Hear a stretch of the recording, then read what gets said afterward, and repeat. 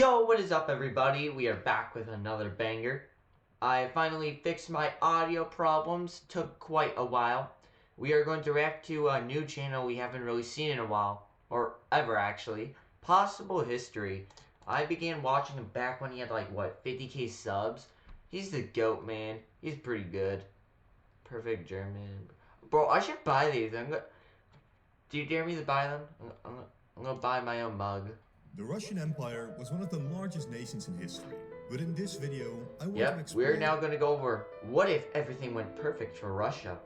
Because I've wondered, how could Russia become even bigger? What would make Russia even more powerful, right? Because like, look at that behemoth of land.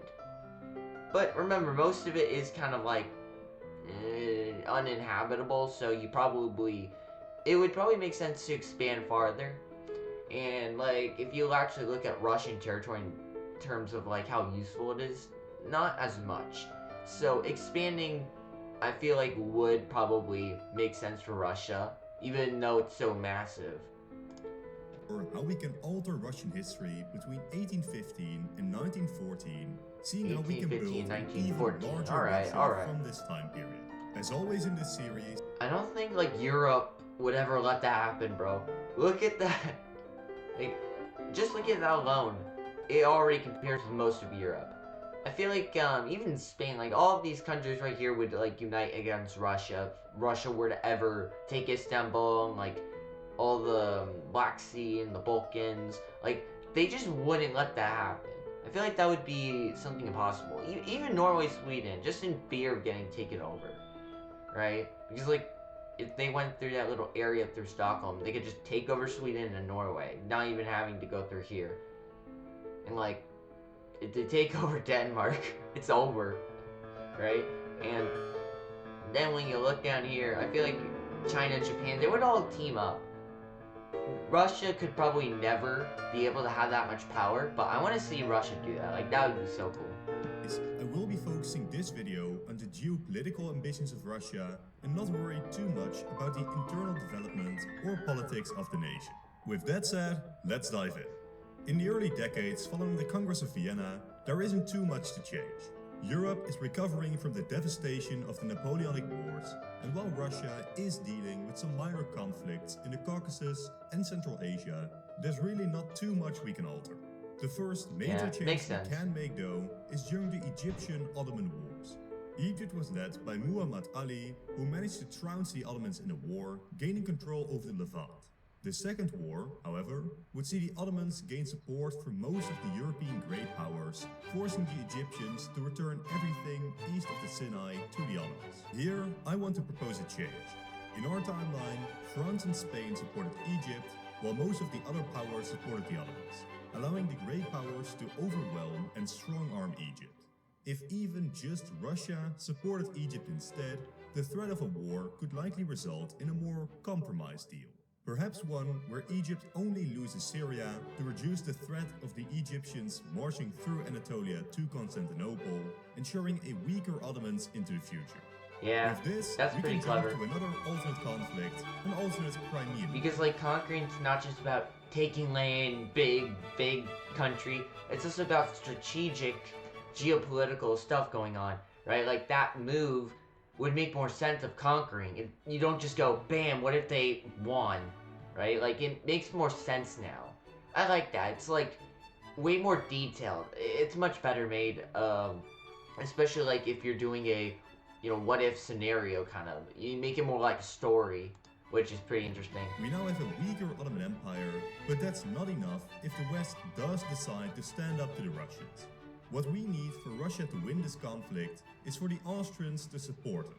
This is a little bit of a tall order, as the Austrians, like any other European power, feared the expansion of Russia into the Balkans. But the Austrians did owe the Russians, since it had been Russian forces which broke the Hungarian rebellion a couple years ago. If Russia had been very open in discussing their plans with the Austrians beforehand, promising Austria-Bosnia the neutrality of the Romanian principalities, while only aiming for minor expansion themselves, the Austrians may just be convinced to support the Russians. This would lead to a radically different Crimean War, as if France and Britain do decide to militarily back the Ottomans, everyone could well see that the resulting war could be long and devastating. Under these conditions, a compromise ending could be very well possible, where Russia, Romania, and Austria all gain some territory, and the Romanians I could are see that officially happening. liberated I from could see Ottoman. that being realistic. Which leads us to the matter of Alaska. By all accounts, Russia holding on to Alaska would not be worth it, despite the significant gold and oil reserves of the region. Still, holding on to the territory. Yeah, in my opinion, the best situation for Alaska is that they find the gold really early, they find all the good stuff really early, then they just collect it and then sell it back to the United States where they get like the short end of the stick. Does give Russia a unique position to have a presence in North America, something only the US and Britain can replicate. Perhaps in this alternate timeline, instead of selling the territory to the US out of fear and economic motives, Russia could keep a hold of it while teaming up with the US to allow American civilians and The problem I see is that Alaska is not really that realistic that they can hold on to that. It's not practical because like Russia has to go through horrible weather conditions, and you know it took them decades to even hold on to Alaska, and you know Britain can easily take it out, right? And I don't think the United States would really like that. I think they would like to have, you know, a growth of their Western Hemisphere, right? I think they probably would be more ambitious for Alaska. However, I think like a more realistic situation would be Alaska gets sold to the USA, but they have it for a longer time, and you know Russia kind of makes more money and resources off of it, so they kind of get all the good stuff. The United States just gets, again, the short end of the stick, right? to operate in the territory, tying the US and Russia closer together while making the US invested in keeping the British away from Alaska. Back to Europe. I could see that happening, but probably they would not want to hold on to the land for so long. Even the Tsar of Russia was complaining about Alaska a bit, so yeah, I would not see them holding on to Alaska for, you know, a very long time at this point. I feel like they would eventually let go of, you know, having that as a colony. Probably they would stay all the way until, you know, like, their oil and, like, gold supplies kind of dry up. Probably just the gold. They would just have the gold rush and then probably sell it back later on. I don't think they would really hold on for so long. Right? Europe, the German Wars of Unification are next, where Russia could have, if they had so chosen, been a major influence by backing the Austrians. But this is also where Russia needs to ask itself an important question. Supporting the Austrians nearly guarantees that the Prussians will lose, if the Prussians even dare to start such a conflict. But was supporting Austria and preventing or slowing the rise of Prussia something that Russia even wanted to do? In terms of cold, hard geopolitics, the Austrians too wanted to dominate the Balkans, and allowing the Prussians to do their thing may be very beneficial to Russia. If the Russians had played their cards right in negotiations with Bismarck, by merely threatening to intervene on the Austrian side, Russia could extract some concessions from the Prussians. When the time comes for the Austro-Prussian War, the Russians managed to extract some economic concessions and perhaps the secession of some minor territories like Memel or land in Poland, a small price to pay for the unification of the German Empire. With this, the Russians grow slightly larger, while the Austrians are crippled, much like in our timeline. But tick-tock, it's beating up on the Ottomans o'clock. With the steady decline of the Ottomans, holding on to the Balkans has become impossible, as revolts become a more common occurrence. The Ottomans were brutal in keeping these revolts down, and even France and Britain were realizing that keeping the Ottomans as an artificial balancing force in Eastern Europe was an increasingly unrealistic task. The severe and cruel reaction to the revolts did little to endear the Ottomans to the rest of the great powers, and the time was ready to change the borders of the Balkan a bit. In another Russo-Turkic war, the Russians were going in to liberate the Balkan. Militarily speaking, they would have been able to capture most of the Balkan, including Constantinople, but this would have sparked war with the other great powers. Much like in our timeline, Russian gains would be relatively minor, but the real prize is the full independence of the Balkan states, most notably Bulgaria. And in regards to Bulgaria, I want to make a couple of major changes. In our timeline, Russian-Bulgarian relations declined post-Bulgarian independence, as Russia focused on Serbia as their vessel for pan-South Slavic ambitions, while the Russians and Bulgarians both have ambitions on the Bosphorus. Relations further strained when Bulgaria sought unification with the autonomous region of Eastern Rumelia, which was still under Ottoman control. Russia, not willing to upset the other great powers, didn't support this unification, even retreating Russian military officers from Bulgaria.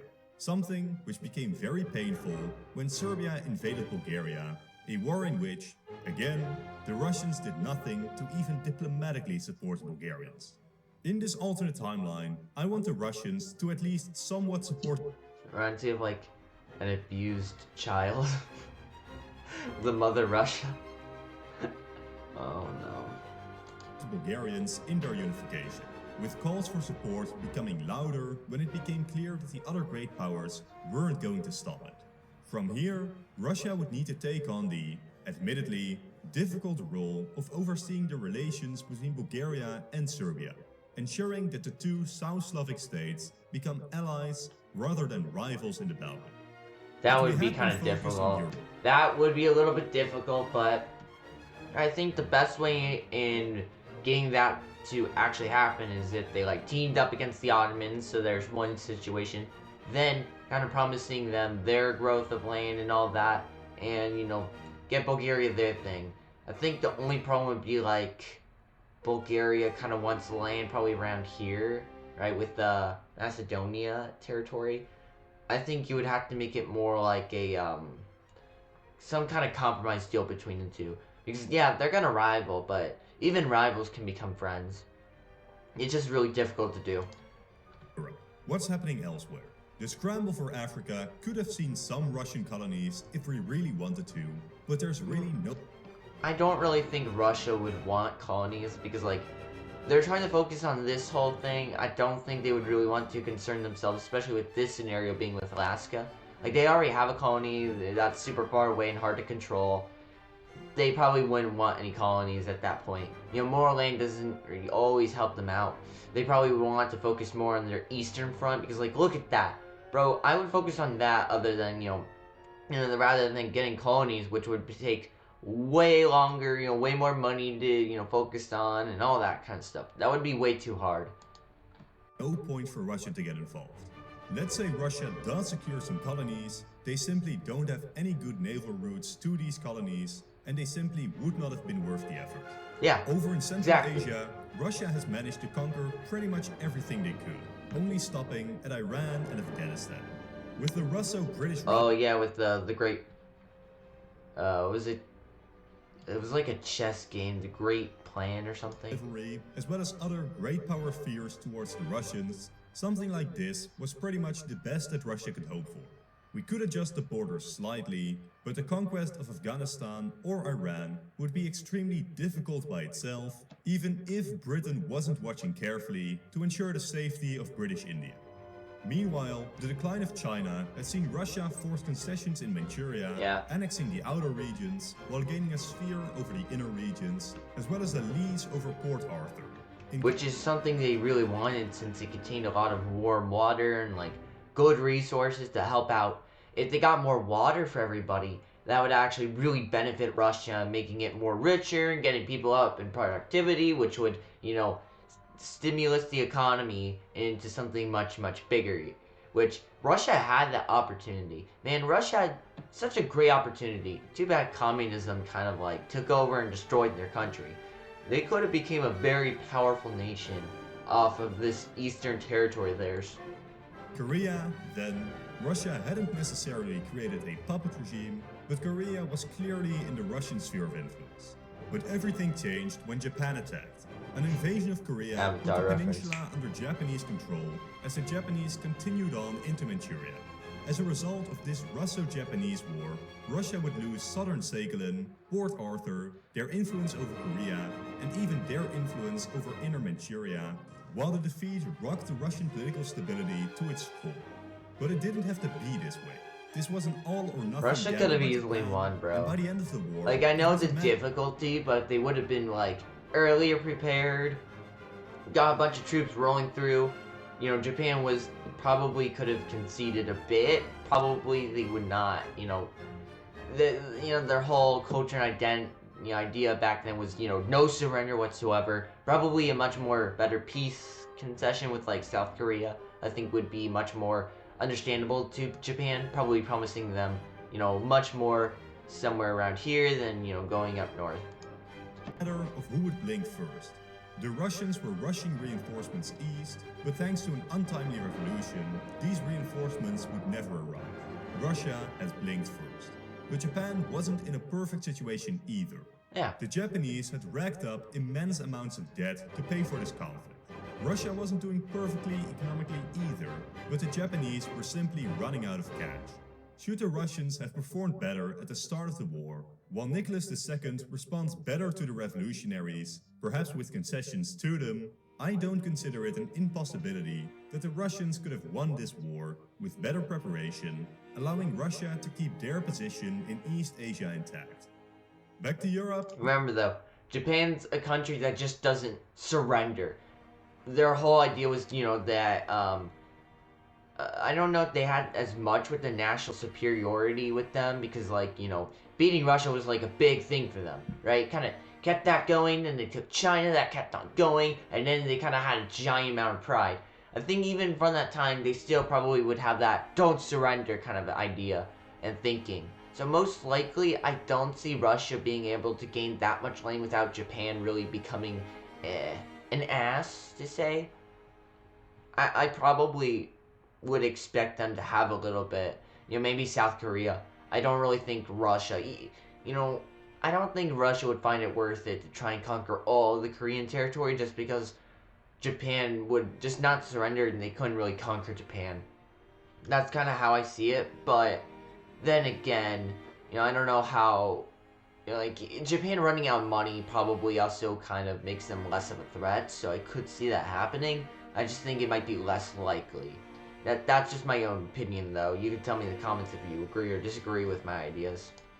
There is a final war regarding the Ottomans. Russia wouldn't get involved, but they'd still be very interested in the outcome as the Balkan states worked together to tear down the Ottoman Empire. In our timeline, the Balkan powers won a quick victory, but they soon got to fighting over who got to keep what of the spoils. With Russia arbitrating Serbian-Bulgarian relations, we could have peace win out, resulting in a more powerful Bulgaria, while Serbia gets vague. I think that is a pretty fair compromise, because they didn't really want this land as much. Serbia probably would have some level of interest, but probably Bulgaria had way more interest since it was much more ethnically and nationally closer with them. And, Serbia would be granted way more land, so, yeah. Promises of future support from Bulgaria and Russia I don't against know if the they would Ottomans, be creating willing, a powerful but with Russian-aligned Russia bloc probably, rebellion. yeah. Now, you may be wondering, They would probably we've just be covered a little century bit, just a little bit upset, but probably deal with it. of history, and Russia isn't really that much larger than in our timeline. This is by design. Some of you may have asked, why doesn't Russia just annex Constantinople? Or why doesn't Russia manage to conquer Iran to get warm water Indian Ocean ports? Well, Because guess what? Bam, war with all of Europe.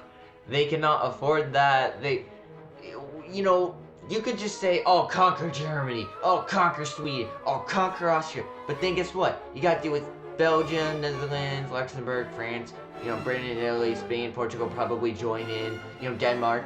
They're all joining against you. The Ottomans, right? And all the colonies. So you got to deal with a way larger population, right? Fighting against you. And even then, you conquer Germany. You conquer Austria-Hungary. What happens then? What happens when all that's conquered? Well, they're gonna fight back, you deal with the rebellions, things get progressively worse probably. It's so unrealistic. It just isn't practical. It won't work. Don't do that. If, you're playing Hearts of Iron 4 and you're like, oh, conquer them all, you're gonna have to deal with a lot of problems, bro. This Hearts of Iron 4, maybe not the best example. It's not the most historically accurate when it comes to conquering land. You gotta deal with the rebellions, but whatever. I'm talking too much about this. Overcomplicating. it's simple. We need this alternate Russia to be less of a threat to Europe Exactly. than Germany is. Or Russia may very well find themselves at the losing end of a British-German alliance, if not a even larger anti-Russian coalition. Fact is, for the entire time duration of this video, Russia is perceived as a terrifying force for the rest of Europe. By 1914, Russia had more people than the European parts of the German, French and British empires combined. The changes that we have made in this alternate 19th century have made Russia slightly larger, but not some insane threat that the other European powers had to combine to Yeah, stop. they're very This subtle. means that when the German-Austrian and Franco-Russian That's kind of the partnerships key develop, word there. Britain can still be more concerned Very about subtle in Germany the bro. to such an extent that they join up with the Franco-Russians. With this, the rest of the video was simply a build-up to this final phase. And the best part of it, they industrialized early, which means literally this whole power, yeah, like Germany's doomed. Austria-Hungary's dead immediately. Bam. It's like what happened with, what's a good comparison? It's like how Britain just conquered all of their colonies quickly, or France with their colonies. Germany's just gonna get steamrolled by Russia, bruh. Great War. By no means does it have to start with the assassination of Franz Ferdinand, but somewhere, somehow, the Great War still erupts. Initially, I think Germany, here's the only thing I see differently. I think Germany, seeing the threat of Russia now, you know, they have a little bit of land taken away, so they kind of are a little bit more secure over there. I personally see as more, they might just back out more. They might go like the Otto von Bismarck route, where they kind of shell a little bit more, and they might even, you know, get less of an alliance with Austria-Hungary, in my opinion, just because, well, they're, you know, Russia's really tough, powerful, and they're dealing with angry France, and, you know, Britain's not really on their side. Most likely, I think Britain actually would want to stay a little more neutral. Either that, or they might want to try and police Russia a little bit more, just because, like, they know what Russia can do. They know Russia taking all this land, and then it's kind of over, so probably Europe would be a little bit more secure over Russia, a little bit more. I don't really see it as like they all team up against Germany. I don't think really Britain seeing, you know, Germany as like the greatest threat. I think Germany would probably get a little more scared and try and be a little more like, hey, let's chill, you know, a little more passive. That's just how I see it, realistically. But probably, yeah, a war might end up like this. I don't know if it would end up exactly like this, but yeah, most likely it kind of would go like that. Probably France would definitely go against Germany, no matter what. You know, they don't worry about this, but Britain would probably be way more secure over here in the east. just between the Just great because that's how powers, Britain but is. soon joined by minor nations across Europe. Here, a major change we have created is in allowing the Bulgarians to remain in league with the Russians, ensuring that they join the Entente. This allows Bulgaria, Russia, and Britain It's to over. put major pressure on the Ottomans. Damn, they're I dead. have They're little dead. hope that the Ottomans can stand up to this barrage long term as they become the first Central Power member to collapse. Meanwhile, the Serbian front is also changed, as with Bulgaria now on the other side, the Germans and Austrians would have a much harder time pushing through, and even if they do, the mountains of Macedonia might prevent a full Central Powers occupation of the Balkan. All of this, especially the collapse of the Ottomans and the capture of Constantinople, leads to a much more enthusiastic Entente population, which And is Romania very will important join for the maybe, I Russians, don't know. who were Probably facing defeats for, on you their own know, front still. With the fall that of the territory. Ottomans, this war would essentially just be the two Germanic brother nations against most of the world. If Nicholas II is more competent and the Western powers use the opening of the Bosphorus to assist the Russian militarily, but especially their population, I don't consider it an impossibility that Russia manages to hold out, since it's clear to everyone that the Germans will lose this conflict eventually. Especially if the desperate Germans do something stupid to get the Americans involved, which would really put a nail in any hope for victory. They would The not do Germans- that. At that point, I think they would just surrender really early and, you know, get the pain over with. Because, like, bro, if they see a map like this, they know it's over. Probably the military troops, like the main military people, officers, they probably would stay a little longer. I don't know about the monarch. I think Kaiser Wilhelm probably would like to just surrender, get it over with, probably. I don't know if he would, like, you know, lead to the Netherlands. I have no idea how that would work. sooner or later would see themselves. Also, the whole, right, like, Schlieffen plan, I do have a bit of a criticism on here because, like, one, their strategy on taking France, like, they understand Russia's, greater power and greater strength, because remember, though, yeah, they didn't expand that much, they have way more, like, help down here and, way more power. I feel like Germany would be more focused on a defensive play against Russia, especially, like, since it's such an important area around here, they probably would be much more, like, may not be a Schlieffen plan, I feel. I don't know if they would do a Schlieffen plan. It would surprise me if they did, but who knows? Maybe they do in this. I don't know. Themselves and their alliance collapse. With this, the spoils of war need to be divided. Let's start with the Austrian Empire, which gets divided in a roughly similar way to our timeline, with one crucial difference: Galicia. Galicia consists of two regions: Western Galicia, primarily inhabited by Poles, and Eastern Galicia, primarily inhabited by Ukrainians. Now the big issue is, neither of these nationalities have a nation to join. So I propose that we revive the idea of Polish autonomy within the Russian Empire. Poland remains part of Russia in military and foreign affairs, but they regain many rights of self-governance. This allows Russia to expand farther without upsetting the other great powers too much. Besides, with Russia's proven importance and resilience in the war, the Allies couldn't refuse their expansion. Another potential region that Russia may claim is Carpathia-Ruthenia, a region primarily populated with Ukrainians too. Moving on to the elements, Russia wanted, and was promised, control over Constantinople. But in reality, this was not really something the West was very enthusiastic about.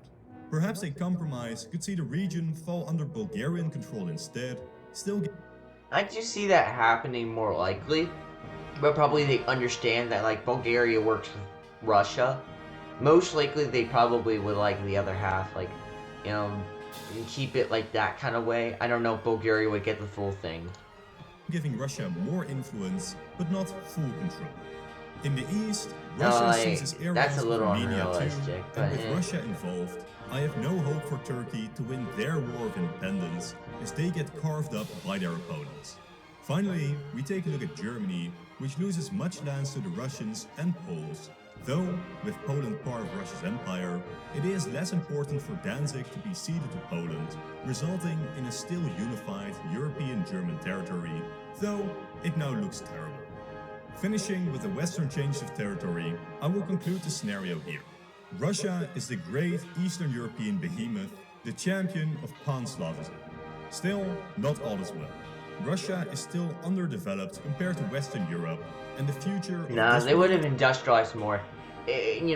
When you say went perfect, it's not just territory, it's also like what's going on geopolitically and like economically. No, Russia would have to be like, industrialized of a country. But then again, if they did industrialize, that probably would make, Britain, France kind of like, have less agency and security and fear over Russia. So actually that could be kind of realistic and clever. I don't know if Russia would intentionally, I don't know if they would be that big brain to think to do that move. Let's not industrialize, so Europe is afraid of us. I don't know if they would do that, but is now uncertain, as the Russian Empire, with their ever-growing population, has to come to terms 400 million. But that's where I'll end this video. It's like 500 mil. Anyways, yeah, subscribe for Hospital History. He makes really good content. I'm really proud of how far he's gone. But man, like he's pretty cool. I really do look up to him. Also, he's from the Netherlands, so cool. Shout out to the Netherlands. Flanders. What was it? Hondor? No, I forgot. Whatever. Thanks for watching, and I will see you later. Holland. There we go, Holland. Bennett out.